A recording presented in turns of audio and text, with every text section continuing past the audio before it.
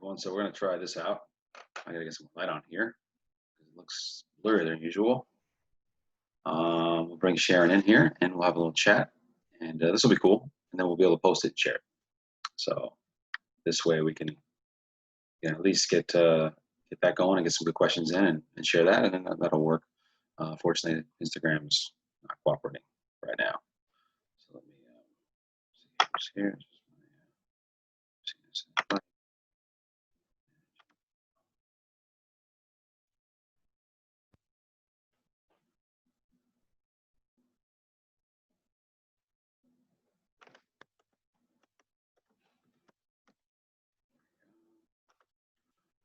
Okay.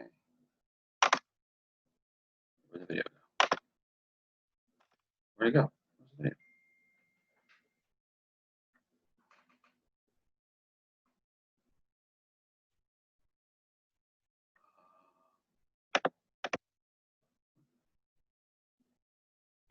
Sure.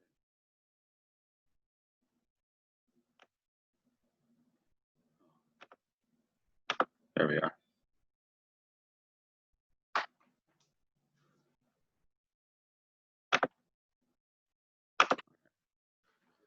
This works here. Let me go turn the light on. Well, what is this screen? There we go. Okay, great. There we go. Hey. Are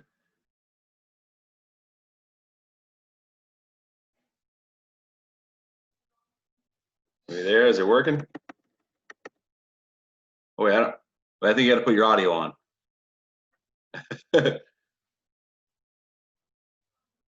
You there? Mine's on, right? Audio's on. I think it should be good.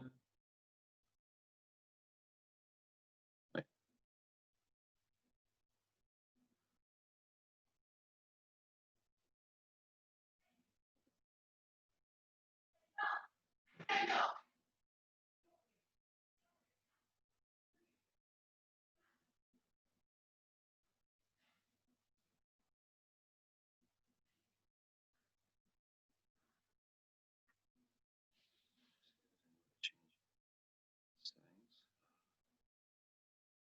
So are you there? I still don't hear you.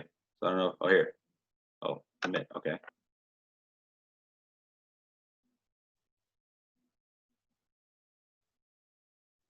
Hey. There we go. There we go. I didn't realize Zoom didn't have my microphone. I thought everything had my microphone. Seems like everything does these days. I know. Like my refrigerator has my microphone. Anything we talk about, the cell phone hears, and then we get an ad. Yes. You know. Yes. Lord. So are we alone? I mean, yeah.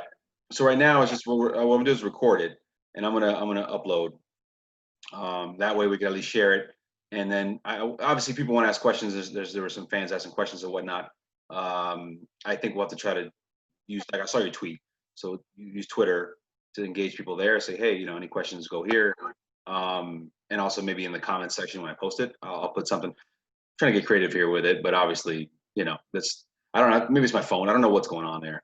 Normally, last week it worked great. The week before, I'm still having trouble. I don't know. I mean, it's reception stuff. I have my phone. It's too much storage, I guess. I don't know. I'm not sure. But yeah, you're breaking up a lot. But I'm going to see if I'm just closing everything down on my phone just to see if that helps. But Zoom. Okay. There you go. Oh, yeah. I can see you fine, but you don't hear me? Audio. Well, I can now. It's just crackly. Oh, okay. I'm going off the computer, so I was hoping that would be better than my phone. So where were we? What were we talking about? Hell, I don't even know. Well, movies. Production stuff. Adapting. Right. As I was saying, I think that people are going to maybe expect us to do the same with less, the same amount of work with fewer hours, because one of the things that I've seen with the protocols from studios is fewer hours a day so that people don't get as worn down and their immune systems are stronger. Well, I think they're already talking about a very different way to feed the crew and the cast. Maybe your viewers have already heard that, but there won't be big buffets like there used to be that people can just wander through as they at will and kind of graze, as we call it. Everything will need to be packaged and thrown away. In terms of quarantining, I think they're still trying to figure that out, how long somebody has to quarantine for before they actually are allowed on set. I do know that Canada has already started work in some places, in some types of production. And I have heard, can't verify this, but I have heard that, and this is not great news for Americans, but that they are looking to hire primarily Canadian directors because they don't have to house them. They already have their home there. Yeah. And so that's, that may be the case for many positions in the storytelling world, front of camera and behind camera. It's not illogical, but that is, again, I've just heard it. I don't have any verification of it. Well, makes sense. We can't really does. travel. We can't travel right now. Like no one wants us. We're kind of. And even if you were willing to travel, what they are doing is finding ways to spend less money. And that's something I think we're all thinking about, right? Yeah. We're all thinking about if you know, there are people, there are sectors, there are vendors that are doing well, but that's a limited, there are limited resources for so many other goods and services. So that's something that I think is you'll find. Maybe there'll be, I think one of the big questions is, what will people want to watch and what will people feel inspired to create? And will those two things meld? Do we want to watch material that's about the state of the world now, even or not? And can creators get their head wrapped around shooting and creating something that doesn't involve this very present reality? That's one of the things the Gaze had, that the web series that I'm in, the Gaze series.com, had going for it, because it was, we didn't have to talk about it a lot, but we could address it right up front. And that wasn't what the story was about at all, but it does mean we don't have to answer the questions about why aren't they in the same room. Yeah. No, you address it in a different way. I think we've already talked to development people who say they don't want certain stories. They just, post-apocalyptic stuff, these kind of storylines, they've just said up front, like, look, don't bring it to us right now. They don't feel that's an appetite or something they want to really fund right now, because they don't think the audience will want to see anything to do with this stuff at this time, or maybe for a while. Yeah, right. I was in a series called Wolf Lake that was a precursor to the vampire craze and the apocalyptic craze. And it was a really exciting piece with the guys that created Carnival. And it was about shapeshifters, werewolves. And the style was beautiful and sexy. And it was Tim Matheson and Lou Diamond Phillips and Mia Kirshner and Paul Wesley. And we were shooting in Vancouver when 9/11 happened. And I remember doing my radio interviews from my hotel in Vancouver, watching CNN and the planes getting hit, the second plane getting hit, and knowing, okay, this is not an accident and the world is changing. And sure enough, I was doing those interviews because we were supposed to be on the air 2 nights later, but the network pulled it all. It was CBS, and they pulled it all and put on Americana, feel good, Garth Brooks concerts. That's what people wanted. And it's hard to argue with what human nature is. And I think these networks, they understand a lot about what volumes of people their behaviors are about. I was amazed at how quickly commercials adapted to this time. That blew my mind. Yeah. How fast people were out there making commercials that actually addressed this. Yeah, this actually feels like I'm seeing more of that than anything else, I which was is odd. floored by it. How did they get out there and actually make these things? So, you know, you can take a playbook from advertisers because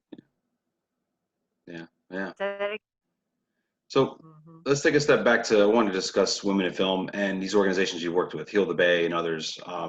Just give you the sort of floor is yours, platform to discuss your social work and the things you've done when it comes to charities and charitable work and things like that. You know, I just wanted to let you discuss some of that and kind of have the floor for that. Thanks. Well, Heal the Bay, we mentioned earlier, that's how Jen Lariah got involved with HollyShorts. I'm going to claim that because I think it's true. That's an organization that is now close to 40 years. Wow, we might have even hit our 40th anniversary. That was created by studio and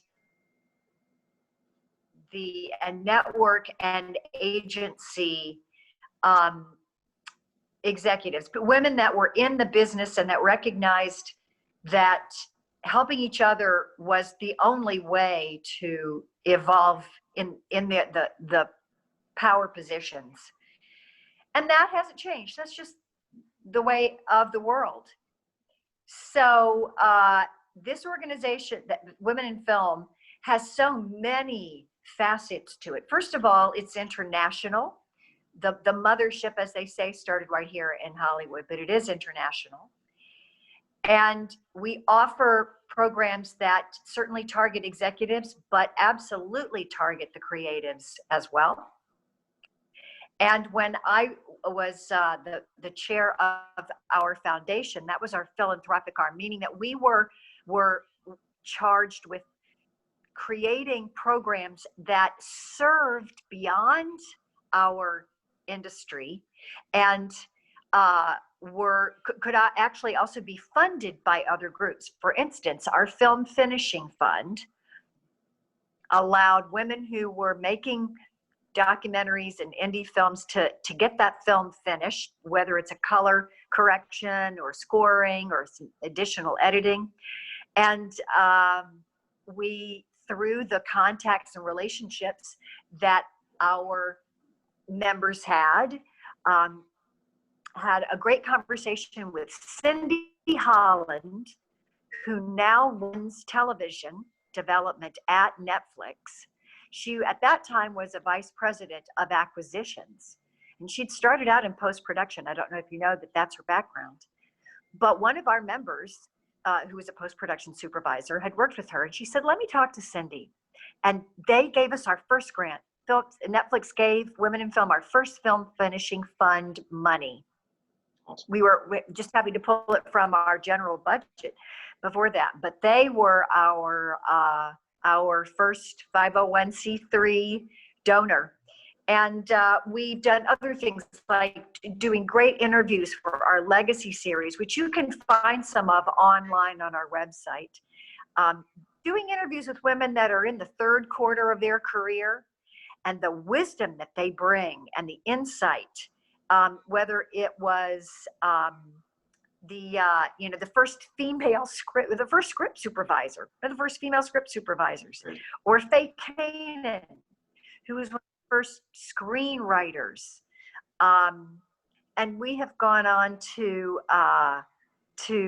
capture interviews with everybody, Debbie Allen, Lupe Ontiveros. One of my favorites is with Fay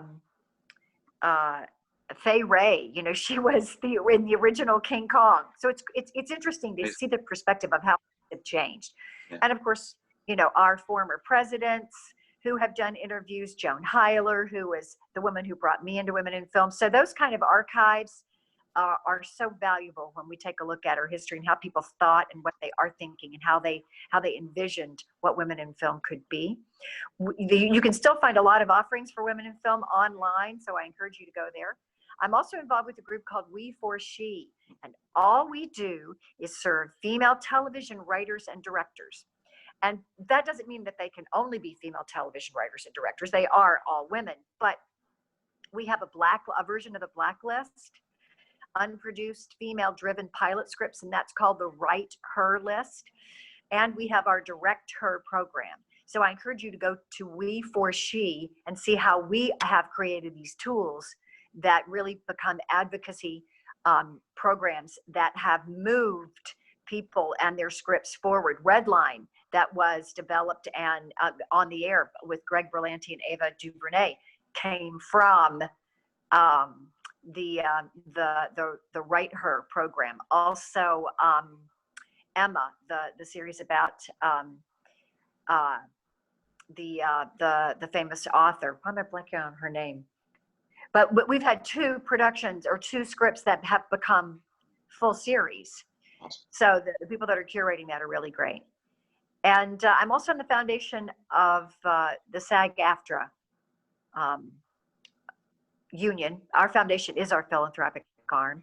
And we have really committed ourselves not just to serving our members with disaster relief, like COVID and fires and floods, but also all of our programming that you find online if you're a union member, the wonderful online seminars with casting directors, with our fellow actors that are always eager to talk about their projects and the craft through our foundation offering. And that's all online and has been online since way before the rest of the world had to adapt. So we have a huge resource that's archived and housed on our online platforms. But our first passion in terms of reaching out to the rest of the community in the world is our literacy program. And that is called Storyline Online, where beloved actors read beloved children's stories. We have reached millions of children Awesome. through that portal. And teachers use it, parents are using it. So if you have a school-age kid. Well, she's 3 now. I got to use this. I'm excited about that. She's going to love it. She loves story time reading. Storyline Online. Everybody from Betty White to Lily Tomlin to Viola Davis to Oprah to it's great. And we've reached all around the world. And that is the reason that we're so passionate about it, is because storytelling is what we do. Yeah. And getting kids interested in hearing a story and watching a performance as well as reading makes them a better audience and makes them crave more of that. So, well, especially now, more so now than ever. Even now, this is what we're doing. We're doing Zoom stuff. She's doing Zoom dance classes. I mean, she can't even go. We're not doing anything in person right now. So your activities this way are we're trying to do what we can, not to overload her. I mean, she's a 3-year-old. 3-year-old kids don't want to, and young kids don't want to do too much virtually this way. But this is the time for her to be able to participate in something like this. This is another way to read books and share stories and get her engaged that way. This is the time. This is the time for her to be able to participate more than ever. And there's another online. I'm on the board of Heal the Bay, which has been cleaning up Santa Monica Bay and the water quality around the Los Angeles basin, which means the rivers, the LA River, all the tributaries, the Bologna wetlands. We are invested in keeping that clean and healthy, and that means educating our citizens.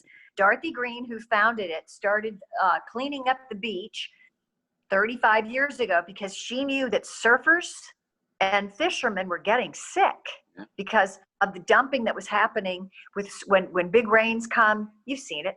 All the stuff that ends up in the gutters ends up in the ocean. That's the flow of the water.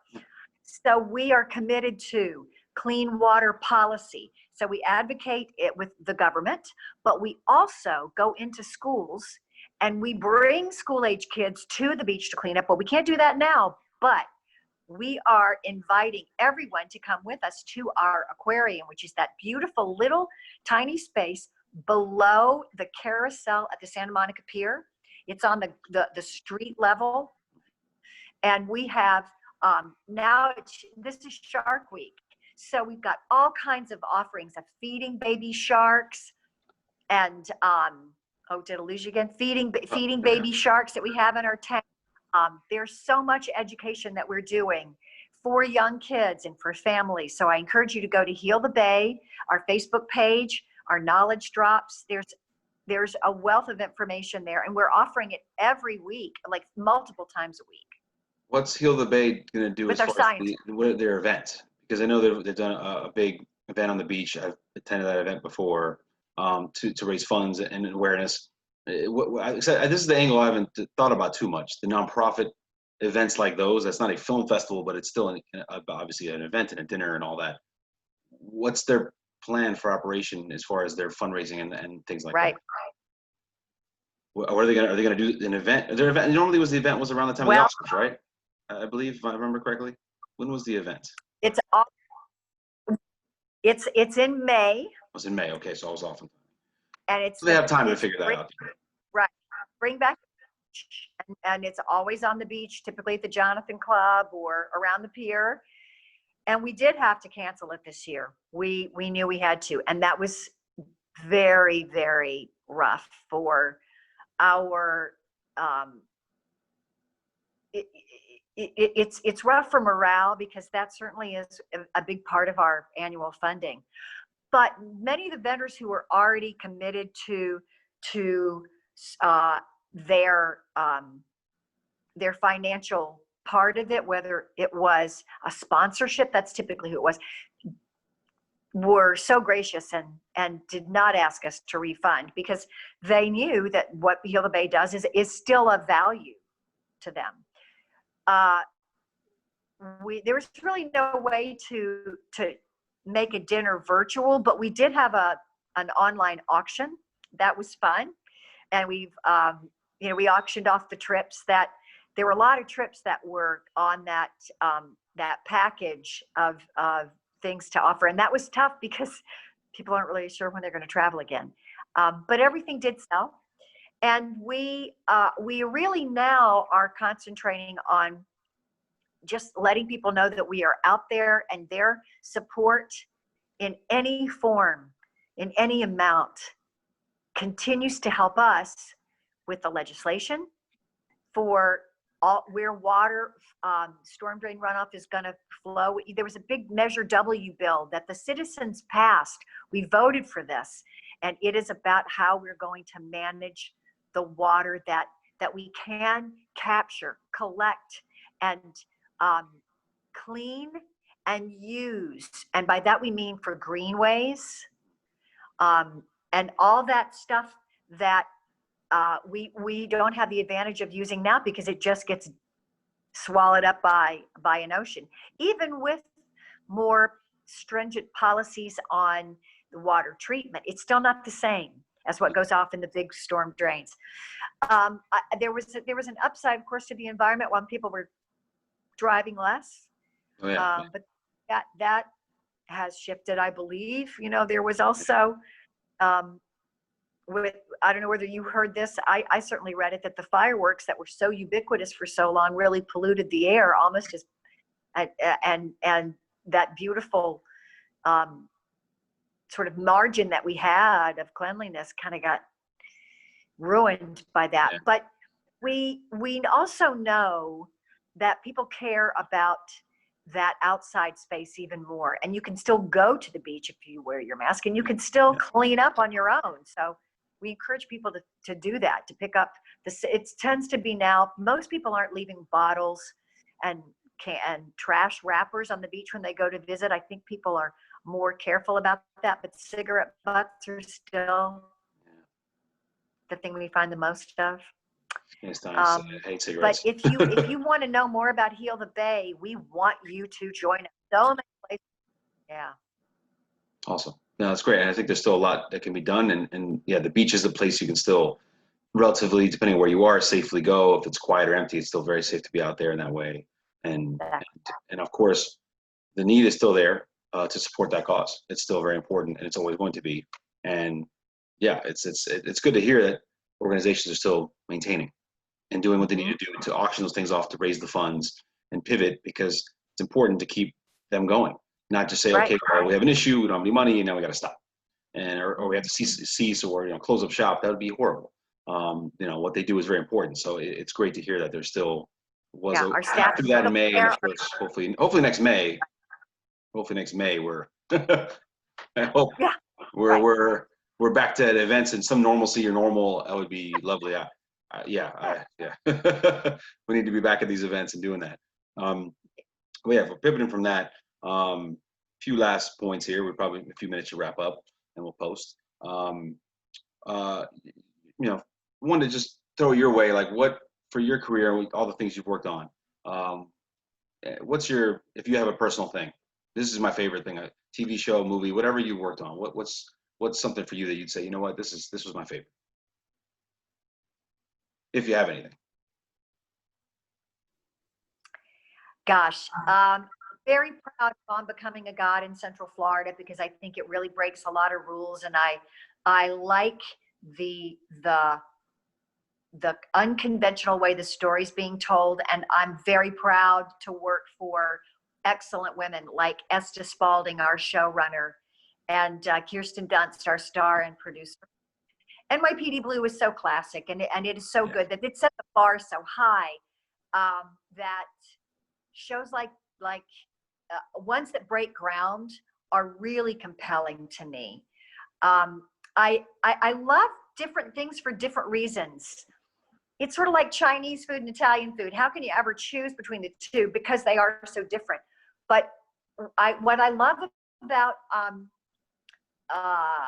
Home Before Dark is how that star, Brooklyn Prince, that's on Apple TV, is the showrunners again, Dana Fox and Dara Resnick, John M. Chu directed it, how they have found a way to empower a young girl's character with not just her boldness and her guts, but her sensitivity. And the performance that Brooklyn Prince has given is thrilling. Also, the performances on Becoming a God, some people that you might not know, some people that you do. Beth Ditto, who you may not know, and Theodore Pellegrin, they're just astounding. Kind of newcomers to the acting world, but some fan favorites. Mel Rodriguez was in Getting On, and Ted Levine from Monk, and from what's that that wonderful Western? I'm blanking on the name of the Western. Wheels. Anyway, and Silence of the Lambs.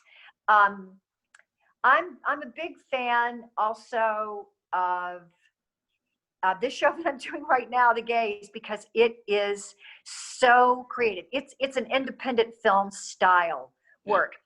And then Queen Sugar means so much to me because of my longtime relationship with Ava, being involved with her since her first feature-length film, Middle of Nowhere, and helping introduce her to Netflix, to Ted Sarandos, and knowing that the audience that Queen Sugar reaches is so supportive of the sophisticated storytelling, the willingness to dive deep, to not pull any punches, and to look at the world through a lens that most anyone who's white has not had the opportunity or taken the time and trouble to look through. And if you do, you will be so enriched. It's an enriching experience. It's not just about challenging us as the white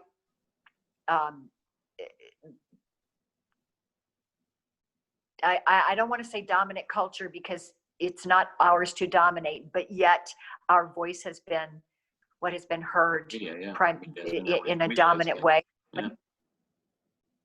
Yeah, but it isn't a show just about challenging that. It's a show about revealing the complexity and the beautiful things that we get a chance to see through that family relationship, and I'm so proud of it.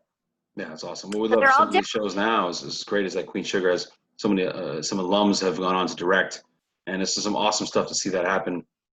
We're getting their chance to shine, and I think with TV now, and I want to throw this to you, is that you mentioned NYPD Blue. You're talking this show, this time frame. TV was this way, and what TV is Yeah. now, and what TV was then, it's a whole different. It's a different world completely, and networks and streaming and Hulu and Netflix. Mhm. So your experience with these shows, is it surprising, enlightening? Are you too focused on your character, not really, I guess, see that outside of that from a viewer standpoint? But like, it's changed a lot. How noticeable is that? I guess what I'm getting at, I want to ask. Like Queen Sugar and Uncommon God at Central Florida, like these shows are not what you would have seen in the 90s. Just Yeah. so TV is the span of how much has changed from even 10 years ago. Is that, how is that for you? You notice that is something that just stands out to you, is very exciting, has been a better opportunity for various roles that you maybe wouldn't have done before? Yes, because for one of the very simple reasons, there is a different. The people who are running things are not just looking from the same perspective. Yeah. And that's everything. Representation matters, but perception and life experience and style of leadership matters. And it is thrilling to see and support these new voices who have great experience, and also by great experience, I don't mean just a lot of experience running a show. I mean life experience. When I think about what Gina Prince Blythewood has done as a basketball player, as an athlete, and now she knows how to command a set of 1,000 people like she's done for the Old Guard. That's a woman who's come from a different perspective from your typical athlete, because she was female, from a biracial perspective because that's what she was born to, and from a partnership with her husband, Reggie Blythewood, who's a great writer, knowing how to partner and raising their kids. So she's a mother who's also in this world. It's that was not the case in the early 90s on the NYPD Blue set in the Fox lot. It just wasn't what it was. Yeah. So we have so much more to so much more enriched humans who are helping us see how broad the world of stories can be. When I think about Tanya Sriracha, who's written, the Vita. series set in Royal Heights. Oh, Vita. Yeah. I mean, come on, it's so exciting. Yeah, I think this is that golden age for TV, and exciting to finally see. And I mean, Theo and I are from Miami, so we grew up around everybody from everywhere, all throughout the Caribbean, the islands, South America. So we were used to this. This is what we're used to. We're used to people from everywhere coming together and all this stuff. And so in TV, you're not seeing the same representation from what you're used to in your own neighborhood.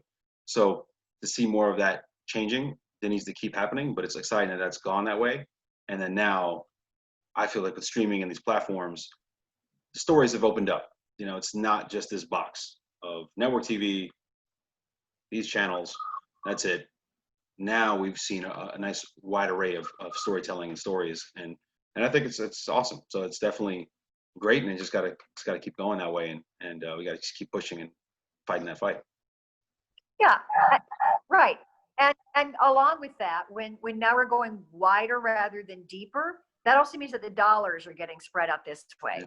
So you don't have the same pay scales, because that's part of what still has to happen, is that shift of opportunity that's broadened, but now the value for each and every one of these has to be heightened and recognized as worth the investment, because we still have to make a living, and that's the next frontier, is recognizing that just because something is on Hulu doesn't mean that that the actors and the creators and all of the members that are making this should be paid less. That's the next struggle. So then let's sort of close out with this. I wanted to ask, advice. I'm sure you've obviously done a lot of different interviews and things. People bring this up a lot. You have experience. You've worked in the business and on various shows, movies, everything. What if for a young filmmaker, actor, someone who's trying to break in, or just someone who's trying to really make their way or find their way? For you, what is something you feel is the thing that they need to think about or know most, in your opinion, as far as what you think would be the advice to share?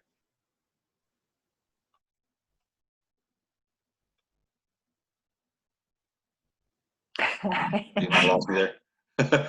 Yeah, my advice: invest in another Wi-Fi modem.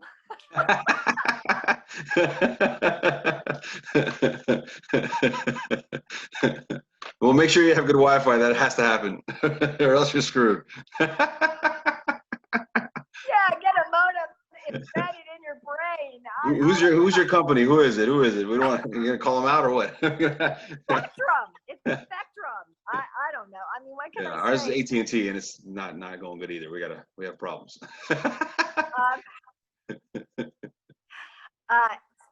Seriously, I do think learning. I think now, learn how to feel comfortable with equipment, so that you can stay creative and push the limits of your creativity, because I don't think this is going away anytime soon. And that also is part of what I tell young people all the time, because it worked for me, and that is, stay flexible. Don't burden yourself too much with physical stuff that you have to take care of, because when a job calls to go to New Zealand, because they don't have as many cases of COVID-19, you want to be able to say, yes, I can go. I'm not